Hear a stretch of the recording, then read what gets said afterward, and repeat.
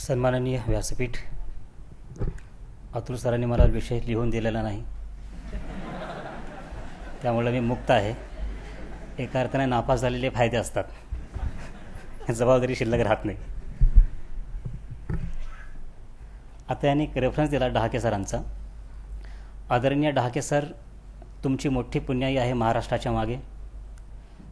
माझ्या माहितीप्रमाणे 1994-95 पासून कदाचित किंवा त्याच्याही पूर्वीपासून डहाके सर SICमध्ये सर स्वतः लेक्चर द्यायचे. रमेश तेंडुलकर सर, डहाके सर, त्याच्यानंतर राज्याध्यक्षा मॅडम, या सर्वांनी महाराष्ट्रातल्या अनेक मुलांना शिकवलेलं आहे आणि घडवलेलं आहे. हे बऱ्याच जणांना माहीत नाही.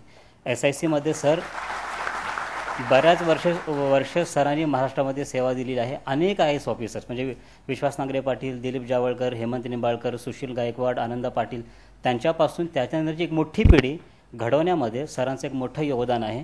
म्हणून सरांची मोठी पुण्याई आपल्या महाराष्ट्रामागे आहे. आणि डॉक्टर प्रभा गानोरकर मॅडम, बऱ्याच जणांना माहिती नाही याची की गानोरकर मॅडम या सरांच्या अर्धांगिनी आहेत. आणि गानोरकर मॅडम SICच्या संचालिका होत्या. त्यामुळे सर तुमची पुण्याई गुणिले 2 आहे महाराष्ट्राच्या मागे.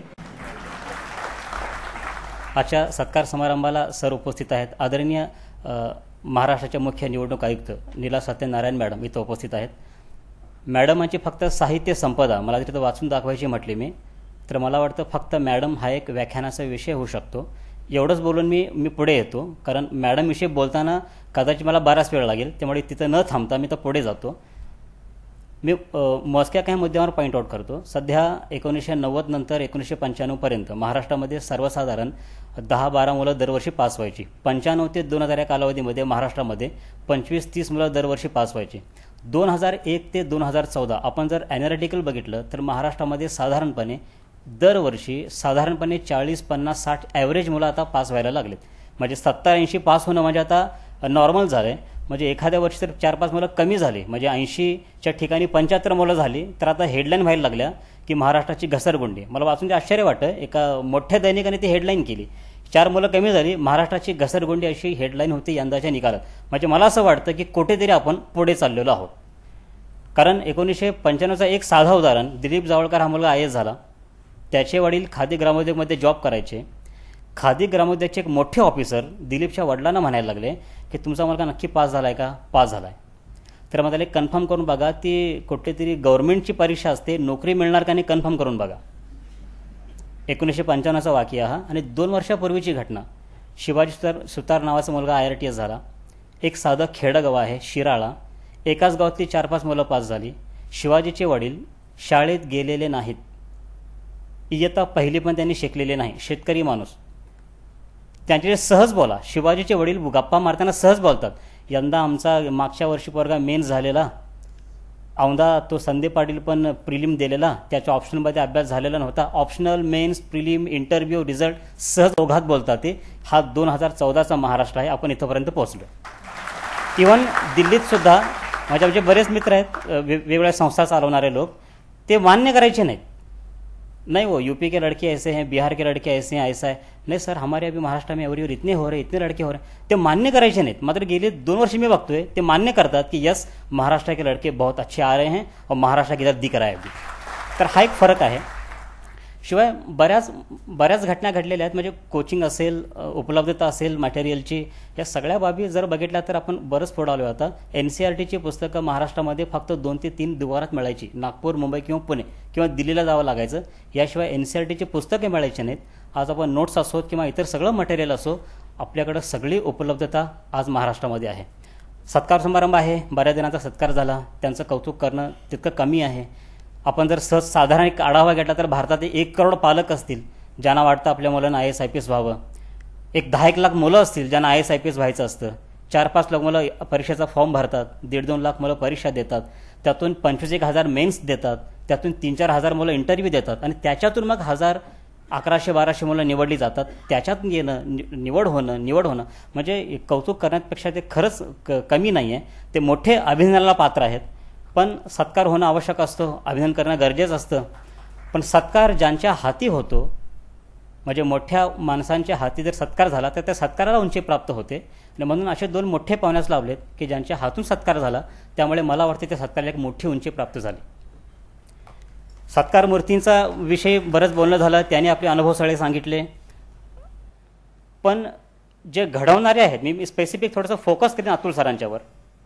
कुठं बोललं जात नाही, पण म्हणून मी कोण बोलणार नाही माझ्याशी, तर मलाच सांगितलं पाहिजे सगळं हे. एक 2-3 साधी उदाहरण देतो मी. कर्नाटक राज्य प्रशासकीय संस्था जी आपल्या महाराष्ट्राची आहे, SIC, कर्नाटकाची SIC आहे, त्यांना त्यांच्या क्लाससाठी नोट्स हव्या होत्या.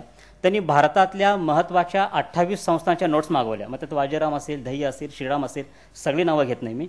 मुंबई, पुणे, बेंगलोर, हैदराबाद, राजस्थान, कोटा, इथून सगळ्या त्यांनी देशभरातल्या संस्था सर्च केल्या, 28 संस्था निवडल्या आणि 28 संस्थांच्या नोट्स मागवल्या. आणि त्यांचा एक 8-10 दिवसापूर्वी फोन आला.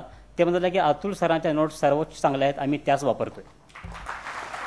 मी एका माझ्या स्टेटमेंटवर ठाम आहे. ठीक आहे, माझी संस्था स्टील प्रेम आहे, मी सरांसोबत काम करतोय, करत नव्हतो, आता आज करतोय, भविष्य मला माहीत नाही, पण एका मी स्टेटमेंटवर नेहमी ठाम असेन की GSचं ॲनालिसिस, UPSCचा अप्रोच यासाठी अतुल लांडे सर हा, मी म्हणतो, महाराष्ट्राच्या UPSCचा शिवाजी आहे.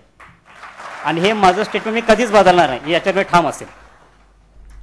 तर बऱ्याच टप्प्यानं आम्ही पुढे आलो आहे, तर मी कन्क्लुजनला येतो. हा कार्यक्रम संपतोय, आता कार्यक्रम होईल, आपण इथून परत जाऊ. कुणी काय घेऊन जायचं, इथं बरेच पालक आहेत. तर पालकांना माझी एकदम कळकळीची विनंती असेल की फार चांगलं आहे, प्रत्येक पालकाला वाटते की माझ्या पाल्यानं IAS IPS बनावं. तुम्ही नक्की बघा, त्यांचं ॲप्टिट्यूड टेस्ट करा. जर खरंच ती मुलं एबल असतील, फक्त मला वाटतं मी व्हावं, एक पार्ट वेगळा असतो, परीक्षेचा अप्रोच बदलतोय, आव्हानं वाढत आहेत. यावर्षीच्या प्रश्नपत्रिका फक्त बघा, नेमकं कळेल UPSC कुठं चालेल आणि कुठंपर्यंत UPSC तर पोहोचणार आहे भविष्यामध्ये. तेव्हा आपली स्ट्रॅटेजी नेमकी कशी असायला हवी, मेहनत वाढणार आहे, श्रम वाढणार आहेत. पूर्वी UPSC MPSC सिलेबस पूर्ण वेगळा होता. MPSC मुलं करणारी UPSC करायची नाहीत, UPSC करणारी मुलं MPSC करायची नाहीत. पॅटर्न पूर्ण सारखा झाला आहे. म्हणजे आता तुम्ही UPSCचा अभ्यासच करायला पाहिजे जर MPSC द्यायची असेल तर सुद्धा. हा जो पॅटर्न आहे ती म्हणजे ह्या सगळ्या स्वागताच्या बाबी आहेत. तर पॅटर्न अशा प्रकारे बदलतोय. तेव्हा पालकांसाठी माझं एक कळकळीचं आव्हान असेल की त्यांनी आपल्या मुलांचं प्रॉपर करिअर काउन्सेलिंग करावं. सगळे उपाय त्यांच्यासमोर ठेवावेत, सगळे ऑप्शन त्यांच्यासमोर ओपन करून ठेवावेत की या सगळे पार्ट आहेत, हे सगळ्या वाटा आहेत. याच्यातून जर त्या बरोबर खरीच धमक असेल तर त्याला चांगलं पाठबळ द्या आणि त्याला स्पर्धा परीक्षेकडे नक्कीच पाठवा. सगळे अभ्यास करणारे विद्यार्थी, आपण इथून घेऊन काय जायचं. सगळ्या उमेदवारांनी आपले अनुभव सांगितले. प्रत्येकाचं यश वेगळं आहे, प्रत्येकाच्या वाटा वेगळ्या आहेत, प्रत्येकाचे श्रम वेगळे आहेत, प्रत्येकाची स्टाईल वेगळी आहे. आपण कॉपी नेमकं काय करायचं, आपण नोट्स कॉपी करायच्या नाहीत, आपण कुणाची स्टाईल कॉपी करायची नाही. त्यांचे श्रम, त्यांची गुणवत्ता, त्यांची मेहनत आपण ही कॉपी करायला पाहिजे आणि आपण ते खरंच करायला पाहिजे. आदिनाथचा स्ट्रगल असेल किंवा इतर सगळ्यांचा स्ट्रगल असेल, तो खरंच कॉपी करण्यासारखा आहे आणि अनुकरण करण्यासारखं आहे. अनुकरण काय करावं, तर त्यांच्या स्ट्रगलचाच आपण अनुकरण करावं. आणि शेवटी तर अतुल सरांसाठी माझी विनंती की अतुल सर पूर्ण वेळ देतात, भरपूर वेळ देतात. तेव्हा सरांना अजून माझं एक त्याच्या पलीकडचं म्हणणं असेल की महाराष्ट्रभर आम्हाला नेहमी फिरायचं असतं, वर्कशॉपसाठी असेल, वेगवेगळ्या कार्यक्रमासाठी असेल, सरांचा वेळ जास्त मिळत नाही. तर सरांना ती माझी विनंती असेल की सर आता तुम्हाला थोडा वेळ बाहेर पण द्यायला लागेल आणि आमच्यासोबत तुम्हाला करावी लागेल आमच्या बाहेरच्या कार्यक्रमासाठी. तेव्हा तुम्ही आता इथून पुढं तुमचं सगळं नियोजन करताना महाराष्ट्र डोळ्यासमोर ठेवून तुम्ही तुमचं नियोजन करावं. आणि आता सगळ्या विद्यार्थ्यांसमोर बोलताना सत्यनारायण मॅडमनी एक महत्त्वाचा मेसेज सगळ्या मुलांना दिला औपचारिक गप्पामध्ये. आणि मॅडमच्या बोलण्यामध्ये त्याच्यावर जास्त फोकस होता की ठीक आहे, आपण सर्व्हिसमध्ये आहोत, सेवेमध्ये अल्टिमेटम काय म्हणजे नेमकं मला साध्य करायचं काय आहे. एक बांधिलकीची भावना आहे. ठीक आहे, मी आहे, माझी सर्व्हिस आहे, एक माझं क्षेत्र आहे, माझं कुटुंब आहे, समाज आहे त्या पलीकडं, देश त्या पलीकडं आहे. आम्ही सगळ्यांचा विचार केला पाहिजे.